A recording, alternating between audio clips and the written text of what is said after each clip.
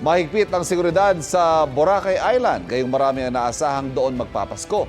At live mula sa Malay Aklan, may unang balita si John Sala ng GMA Regional TV. John.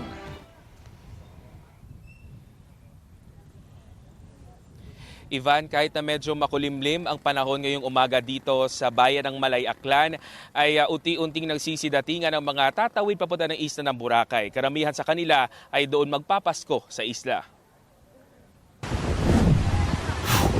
Kasama ang mga kaanak at kaibigan, nag-enjoy na ng iba't ibang water activities sa isla ng Boracay ang local at foreign tourists ngayong holiday season.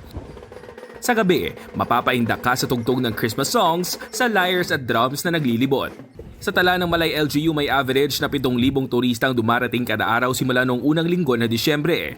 Nito ngang December 20, umabot sa mahigit 20,000 ang tourist arrivals. Hindi na ang safety git ang atong visitors. Nalinig kita gusto may matabo naman liwat ko lang first quarter of the year. Ang target na po this year is 2.3 million. Mahigpit namang nagbabantay ang PNP at PCG sa iba't ibang bahagi ng isla. Sinisiguro rin na nililinis ng LGU ang dalampasigan, lalo na ang mga basura at kahoy. Isa na ang confidence ng mga bisita. Kagang ato nga is an order, no? Ang maintenance ato sa ang cleanliness ng isla. Ag-improve na ito ng mga services.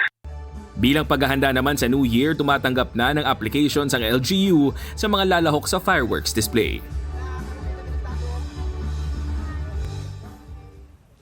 Ivan, nasa 15 hanggang 20 minutes ang biyahe bago marating ang isla ng Boracay sakay ng fiberglass boats mula rito sa Katiklan Jetty Port. Inaasahan na mas dadami pa ang turistang pupunta rito hanggang mamayang hapon. Ivan, yan ang latest mula dito sa bayan ng Malay Aklan. Ako si John Sala, balik sa inyo dyan. Merry Christmas! Maraming salamat, John Sala ng GMA Regional TV. Kapuso, huwag magpapahuli sa latest news and updates. Mag-iuna ka sa balita at mag-subscribe sa YouTube channel ng GMA Integrated News.